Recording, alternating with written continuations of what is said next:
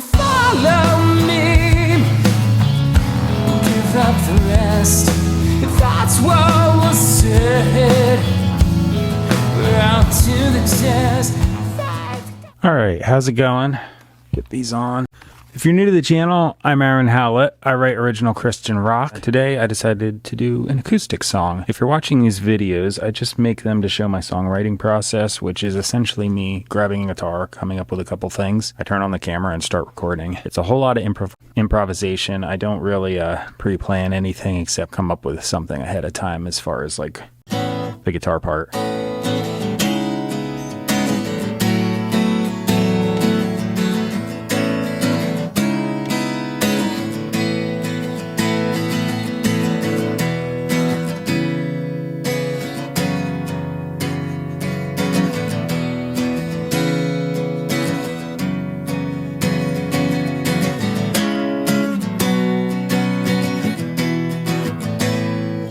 And that's all three parts. I just figured I'd play right through it. So I'm going to lengthen those obviously as I record it, but that's what it's going to be. So I have a left and a right acoustic track up on my template here. I have a drum loop that I usually use to keep time, and it's just nice. It sounds better than the metronome, but I will replace that with an actual part later. So I'm going to move this mic down and start tracking the acoustic.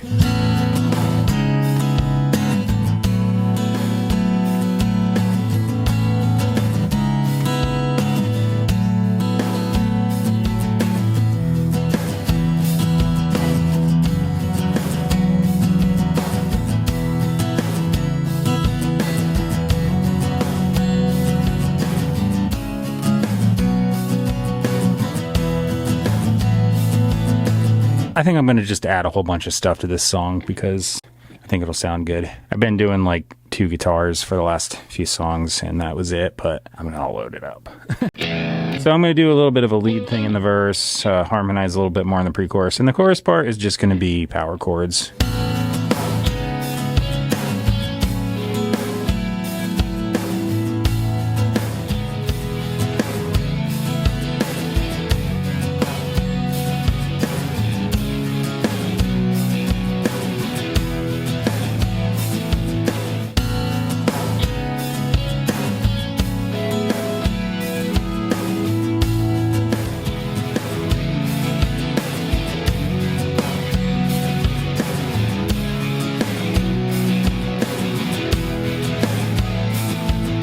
Okay, so those were my lighter distortion lead guitars. Now I'm going to do a little bit thicker, like that. Distortion in the choruses. I just kind of randomly improvised those leads, and the chorus wasn't too much different than what I was doing on the acoustics. Well, actually, the one I kind of went up in octaves and did a little bit of a harmony there, but I don't know if I'm going to do that here or not, but I'll just see what happens when I'm playing.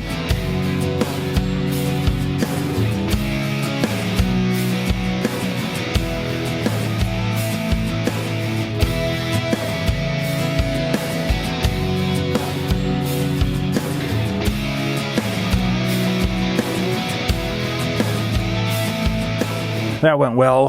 I'm going to improvise a guitar solo over the third verse. It's in E major.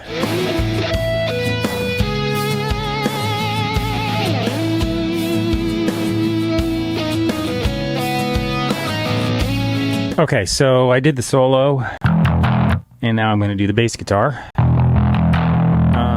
Yeah.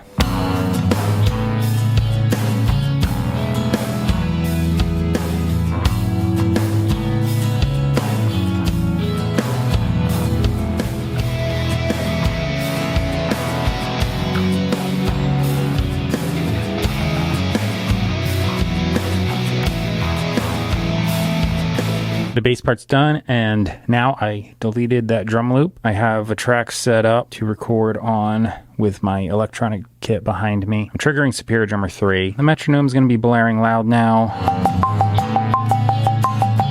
So I just played that, and that keeps me in time. It blares in my ear. All right, here we go, drum part.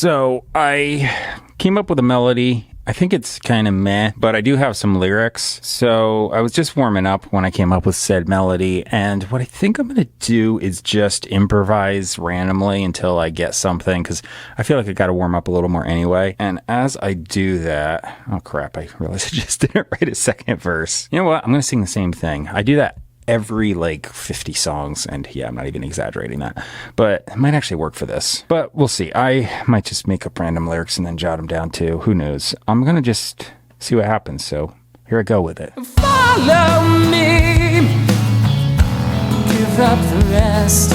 If that's what was said, we're out to the test. Faith God's spirit. Soon we can see what's under the curse. Now we're set free. Oh, hey, hey, hey, yeah. Oh, Lord, we go and we know what's the blood. We know, can we find the way home? All right, so I just got it done. I think it was 2.2 takes. The first one, I came in really badly. Then I came in and the verse was terrible. Melody-wise, just was okay, that was boring. Then I came up with something that I think works. The chorus is completely different than what I had in the scratch track, which I'm pretty sure was just some recycled thing I've done many times. I mean, when you're writing hundreds of original songs, you're bound to repeat a few things, but, I don't want to be too obvious with it. So yeah, I think it came out good though. So I'm going to leave it as is. I just chopped out the solo section where there's silence, but yeah, other than that, pretty much as is. I'm not going to do any harmonies and good to go. Okay, so the lyrics are going to be in the description box if you want to check those out, because you can't understand what I'm saying when I'm singing. They're right there for you. And then up above that, you're going to see Pastor Melissa Scott. Actually, no. Above that, you're going to see where you can purchase and stream my music. I don't have any links, but it's just a list of the ones that I'm on. So it's like iTunes, Amazon, Spotify. If you use one of those, go to it, type my name in their search bar, and you should be able to find me. One of my studio lights in here is right in my eyeball.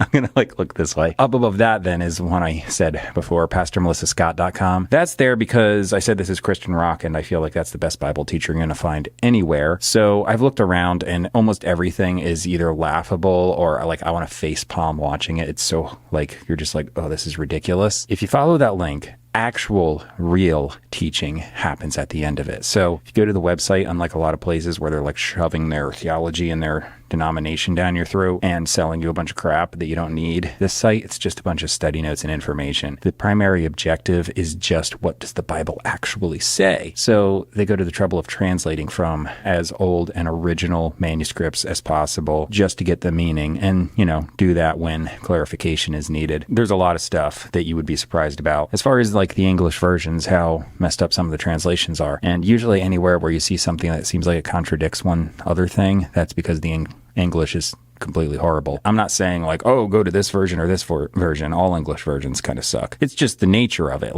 You can't really blame the translators. It's because it's really hard to go from a super precise language like Greek into English. And Hebrew, there's a lot of stuff missed too. So, it is what it is. There's a lot of teaching on faith, because the whole point of the Bible is the only way salvation happens for anybody is by faith, because God is looking for faith. Faith is the only thing that pleases God. So if you're going around trying to just balance the scales or do a bunch of good things and essentially just clean up the dirt on yourself, it doesn't work. You need to trust God implicitly. As they teach faith, they're also teaching various things stewardship and whatnot. A lot of people have really wrong ideas about that. So it's really good to check this out, because the way it actually works in the Bible, God calls out those who he's chosen. Why can't I talk today? From before the worlds were formed. Among those chosen, then you go to the parable of the sower. Jesus is explaining there, if you don't understand this parable, you can't understand any parable. And he's talking about, out of those called out and chosen, only the ones that are good soil, so that's 1/4 of the ones he mentions, are actually going to bear fruit. That bearing fruit is faithing and trusting in the finished work of Jesus Christ. So if you even have an inkling that you're interested, you're one of the called out ones. If you're one of the called out ones, that's where you have free will. So you can either choose to go the way of the world, flesh and the devil, or you can choose to follow Christ. So that's it. So 1/4 of those, that's what he's talking about in that parable. There is actually a predestiny thing where God calls those out. And then there's a part where there's free will. Calvinist and Arminians fighting over each other. They're both right and wrong at the same time, but they just should read the scriptures better and they, get it. So they're teaching hold on in faith, because faith in English is a noun. And also sometimes the same word is translated into belief. That same word in, say, New Testament Greek is pistis, and I say this a bunch of times on this, but it's an action verb that's ongoing and continuous. It's an action based upon belief sustained by confidence. That would be a good way to describe the word. You believe, that's the mental assent, but you act upon that belief by hanging your entire being on the promises of God. As you continue acting on those promises, you gain the confidence. That's sort of what it's like. The easiest picture of this is children of Israel coming out of Egypt. They believed God, so they had the mental assent there, but they didn't act on that belief. Every time they came in contact with anything that seemed like the circumstance contradicted, they were like, oh no, we're all going to die. But they should have acted on that belief and said, nope, God's word said this, we're going to hold to it. So it's not really a works thing. It's just you hanging your whole body on it. So God says this is a place of rest. It's a place of rest, not we're all going to die. That's the best way to describe it. But yeah, there's a lot of teaching like that, and it's really good stuff. So just check it out. I can't recommend it highly enough, and it's just awesome. Anyway, kind of went into some stuff there, but I just do that at the end here because I watch their stuff and it's amazing, and I want to just say, hey, come check it out. That's what I'm doing here. I'm not really trying to teach anybody. I'm not trying to do anything like that. I'm just saying this is what they teach, and hopefully I'm not butchering it, but just go check it out, because in case I am, I want you to get the real info. It's great stuff.